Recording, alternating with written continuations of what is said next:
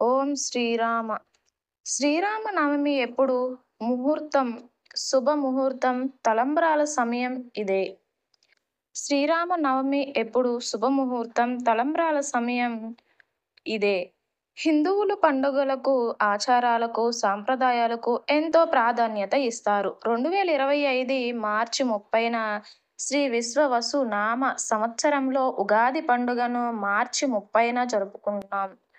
ఇక ఆ తర్వాత ఏప్రిల్ 6 ఆదివారం శ్రీరామ నవమి రోజున సాక్షాత్తు శ్రీహరి స్వరూపమైన శ్రీరామచంద్రుని తల్లి సీతాదేవి కళ్యాణం జరిపేందుకు సిద్ధమవుతున్నాం.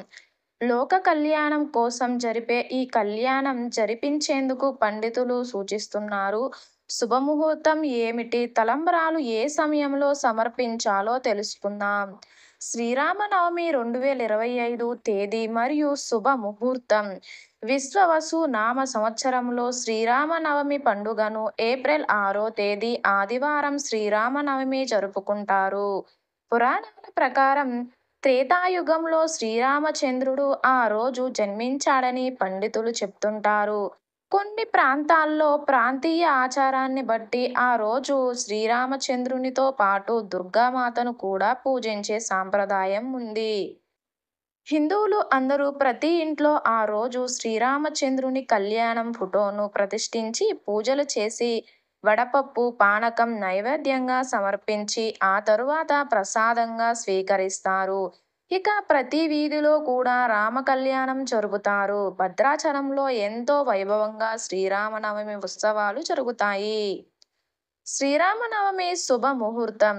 శ్రీరామనవమి తిథి ప్రారంభం 2025 ఏప్రిల్ 5 తేదీ సాయంత్రం 7:26 ప్రారంభమవుతుంది.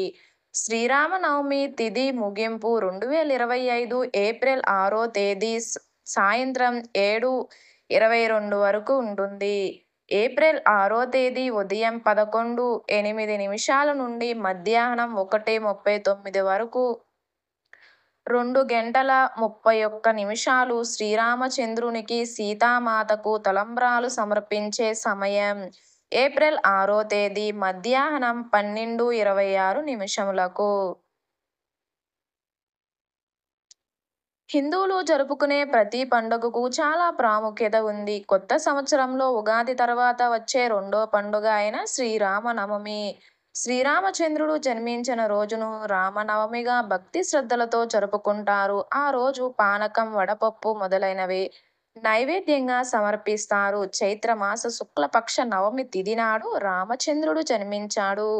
ప్రతి సంవత్సరం ఆ రోజును రామచంద్రుని జన్మదినంగా జరుపుకుంటారు. హిందూ కాలమానం ప్రకారం మధ్యాహ్నం రామచంద్రుడు జన్మించాడు. అయోధ్యలో రామనవమి వైభవంగా జరుపుకుంటారు. దేశంలోని వివిధ ప్రాంతాల నుండి భక్తులు అయోధ్యకు వస్తారు. సరయూ నదిలో పవిత్ర స్నానం చేసిన తర్వాత భక్తులు ఆలయానికి వెళ్లి రామచంద్రుణ్ణి దర్శించుకుంటారు. ఈ వీడియో కనుక మీకు నచ్చినట్లయితే లైక్ చేసి షేర్ చేయండి. నా ఛానల్ని ఎవరైనా సబ్స్క్రైబ్ చేసుకొని వాళ్ళు ఉంటే ఇంకా మరిన్ని వీడియోస్ కోసం ప్లీజ్ ఛానల్ని సబ్స్క్రైబ్ చేసుకోండి.